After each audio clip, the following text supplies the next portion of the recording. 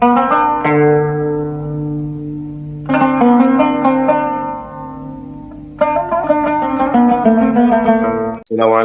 warahmatullahi wabarakatuh. Alhamdulillahirabbil alamin. Allahumma shalli wa sallim ala sayyidina Muhammadin wa ala alihi wa sahbihi ajmain. Ilahi anta maqsudi wa ridhaka matubi adini wa habbataka wa ma'rifataka wa adini ma'aka kehadapan Kanjeng Nabi Muhammad sallallahu alaihi wasallam dan seluruh ahli silsilah thariqah Qadiriyah Naqsyabandiyah Mansuriyah, khususnya Guru Agung Bangsa Awas. Al-Fatihah. A'udzu billahi minasyaitonir rajim. Bismillahirrahmanirrahim. Alhamdulillahirabbil alamin arrahmanir rahim maliki yaumiddin. Iyyaka na'budu wa iyyaka nasta'in. Ihdinas siratal mustaqim. Siratal ladzina an'amta 'alaihim ghairil maghdubi 'alaihim waladdallin. Amin. Yang sama-sama kita muliakan para alim ulama, para asatidzah semuanya, khususnya para wakil talqin, ikhwan dan akhwat yang hadir sore hari ini. Puji syukur kita panjatkan kepada Allah Subhanahu wa taala atas limpahan karunia sehingga kita semuanya masih bisa melaksanakan manakiban online seluruh dunia. Salawat teriring salam untuk Kanjeng Nabi Muhammad sallallahu alaihi wasallam. Semoga kita semuanya bisa istiqomah melaksanakan sunnah-sunnah beliau yang diwariskan melalui guru kita Bangsa Awas. Amin ya rabbal alamin. Ikhwan dan akhwat yang dimuliakan oleh Allah, khususnya para pemangku manakib, yakni kita semuanya, para penggerak manakib, Haji Susi, Umi Syahid. Hari ini ada Ibu Kartini yang ada di Texas, Ibu Ira, Ibu Rahma, dan seluruh ikhwan dan akhwat yang dimuliakan oleh Allah. Seyogianya hari ini tugasnya Wakil Talqin Bangsa Awas ini Dr. Subhan, namun sepertinya beliau berhalangan, jadi mohon izin sore hari ini menjadi badal beliau. Alhamdulillah, kita kemarin beberapa ikhwan dan akhwat yang ada di sekitar Jabodetabek berkumpul bersama memenuhi undangan dari seksi peribadatan Masjid Istiqlal, dan kita sudah menunaikan apa yang menjadi kegemaran para ahli silsilah, yakni kita semuanya melaksanakan manakib di Masjid Negara, di Masjid Istiqlal dalam rangka memperingati maulidnya Masjid Istiqlal ke-45. Sebagaimana yang disampaikan oleh Pak Dr. Bukhari, bahwa banyak ormas-ormas, banyak pihak-pihak dari pengajian yang lain yang ingin mengisi acara maulid Istiqlal kemarin. Tetapi alhamdulillah atas izin dari Allah Subhanahu wa taala yang diberikan kesempatan adalah dari kita semuanya. Kita bisa melaksanakan manakib di Istiqlal, alhamdulillah. Ikhwan dan akhwat, di bulan Sya'ban ini banyak hikmah yang disampaikan, yang ditetapkan oleh guru kita dari kitab beliau, yakni Fadailus Syuhur. Sya'ban ada 5 huruf yang di dalamnya mengandung makna-makna rahasia. Ada sir yang semuanya itu adalah hasil daripada bekas apa yang sudah dilakukan oleh guru kita.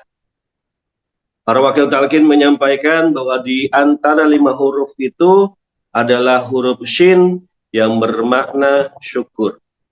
Huruf yang kedua adalah ain yang bermakna al-ahdu, yaitu janji.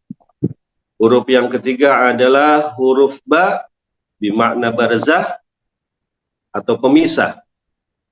Huruf yang keempat adalah alif, bermakna al-itsbat yang bermakna penetapan, pengokohan. Dan yang terakhir adalah huruf nun, yakni bermakna cahaya atau nur. Ikhwan dan akhwat yang dimuliakan oleh Allah, izinkan saya membahas huruf yang keempat dari bulan Sya'ban, yakni huruf alif. Wal alifu fi hadha syahri bimana al-isbat. Jadi huruf yang keempat di kitab ini bermakna al-isbat, yaitu menetapkan. Apa yang ditetapkan? Yakni adalah satu kalimat di mana kalimat ini akan menjadi pembeda bagi orang-orang yang sudah mendapatkan penetapan dan orang-orang yang belum mendapatkannya. Ada yang ditetapkan, ada tempat untuk menerimanya. Kalimat yang ditetapkan adalah kalimat nafi dan kalimat isbat. Di manakah ditetapkannya? Yakni di dalam qalbu. Mengenai kalimat al-isbat ini atau penetapan ini, Pangresa Abah Anom terlebih dahulu menjelaskan di dalam kitab Miftahus Sudur bahwa di antara keutamaan kalimat nafi dan isbat itu banyak sekali. Apakah kalimat nafi dan isbat itu? Tiada lain adalah kalimat la ilaha illallah. Dengan penetapan ini, Abah menjelaskan bahwa kalimat la ilaha illallah terdiri dari dua kalimat. Kalimat nafi adalah kalimat peniadaan. Dan yang kedua adalah kalimat isbat, yaitu kalimat penetapan. La ilaha ini disebut dengan kalimat nafi, dan illallah adalah kalimat isbat. Nah, ikhwan dan akhwat, pembeda antara orang yang belum mendapatkan kalimat ini adalah kemudian di dalam qalbunya itu belum ada kalimat yang menyebabkan hatinya menjadi hidup. Sedangkan orang yang sudah mendapatkan kalimat nafi dan isbat, maka bisa dipastikan hatinya telah terdapat terukir satu nama, yaitu Ismul A'zam, nama yang paling utama, nama yang paling agung di antara nama-nama yang ada di alam semesta ini, yakni nama yang itu hurufnya hanya 3. Kalimat nafi, kita diminta untuk kemudian meniadakan segala sesuatu yang menyebabkan hati kita berpaling dari Allah. Apa saja yang menyebabkan hati kita berpaling adalah unsur-unsur selain Allah. Yang menyebabkan hati kita, menyebabkan pikiran kita bergantung kepada selain Allah.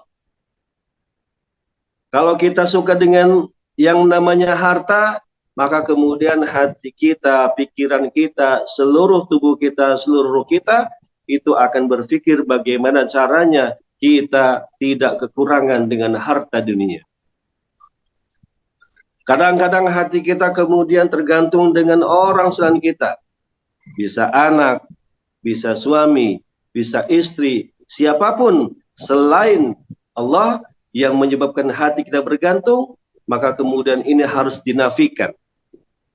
Harta, tahta, dan lawan dari jenis kita itu adalah sesuatu yang menyebabkan hati kita berpaling dari Allah. Dan inilah yang harus dinafikan. Inilah yang harus dikosongkan.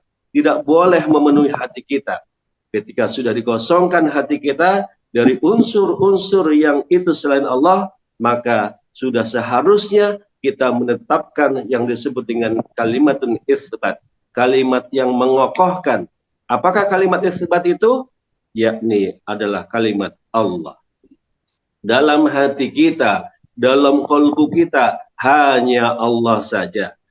Ilah-ilah yang lain, Tuhan-Tuhan yang lain adalah sesuatu yang kemudian kita berpaling, itu harus dikosongkan. Sehingga kemudian penetapan dalam qalbu kita, itu adalah kalimat Ismul A'zam, kalimat Allah, yang kemudian dengan kalimat ini, kita akan terus berzikir seiring dengan detak jantung kita. Ketika jantung kita berdetak, maka kemudian detak itu ada nama Allah di dalamnya. Allah akan menggerakkan jantung kita. Nama inilah yang akan menggerakkan seluruh tubuh kita. Nama inilah yang akan menjadikan ibadah-ibadah kita itu sampai kepada Allah. Hanya dengan kalimat isbat Allah tadi, kalimat ini yang menyebabkan kita wusul kepada Allah, sampai kepada Allah. Oleh karenanya, ikhwan dan akhwat, kita semuanya bersyukur kepada Allah. Kita bertemu dengan guru, kita bertemu dengan mursyid, yang dengan guru tersebut, dengan mursyid ini, kita semuanya bertemu dengan kalimat yang hak. Bertemu dengan kalimat nafi dan isbat. Bertemu dengan kalimat la ilaha illallah.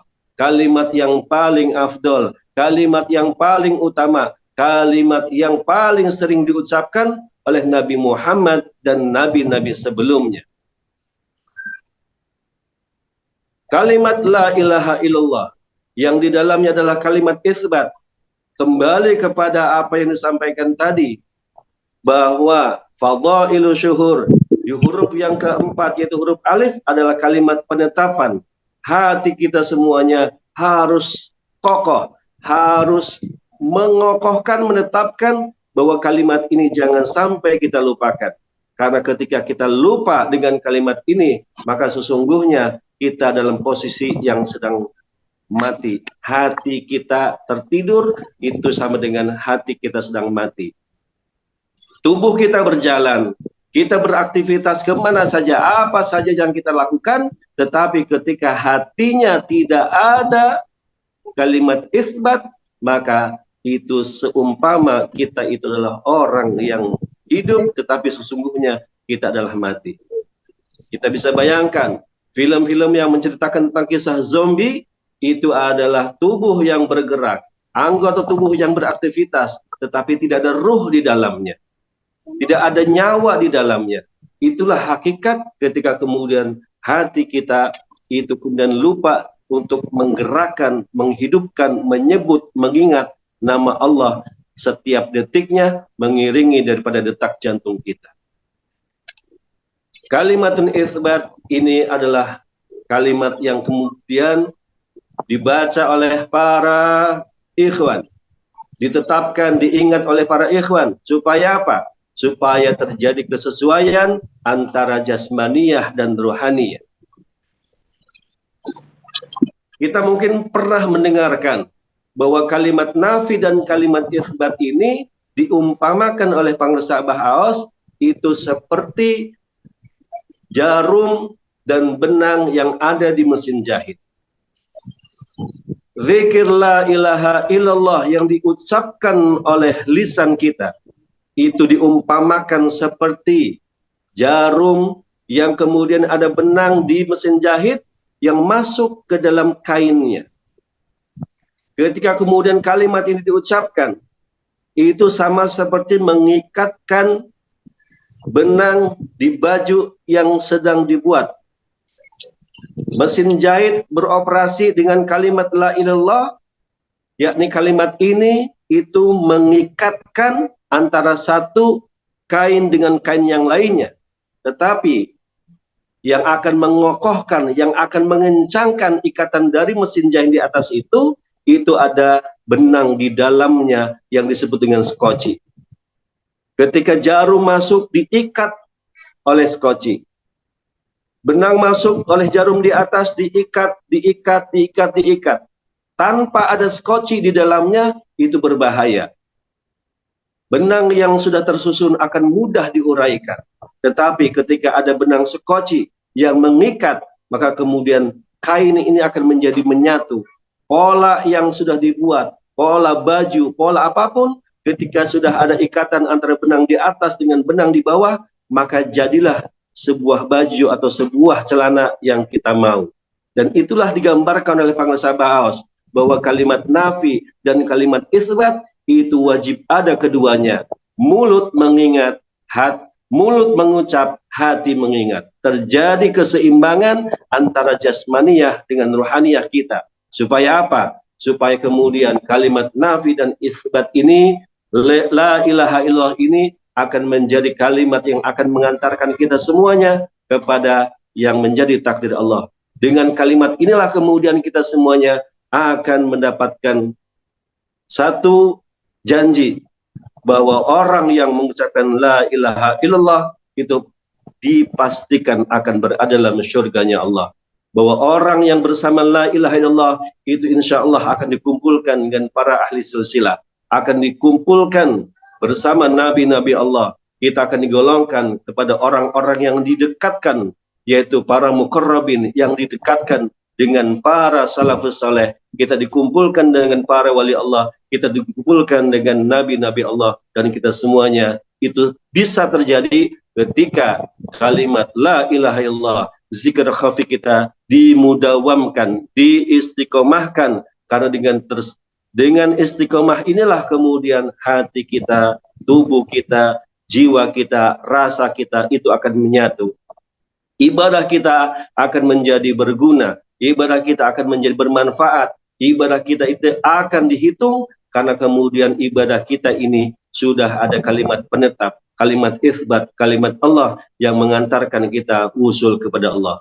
Mudah-mudahan kita semuanya dibimbing oleh guru kita sehingga kita semuanya menjadi murid-murid yang selalu istiqomah, murid-murid yang selalu dijaga, dilindungi agar terhindar dari sesuatu yang menyebabkan kita terjauh dari Allah. Na'udzubillah.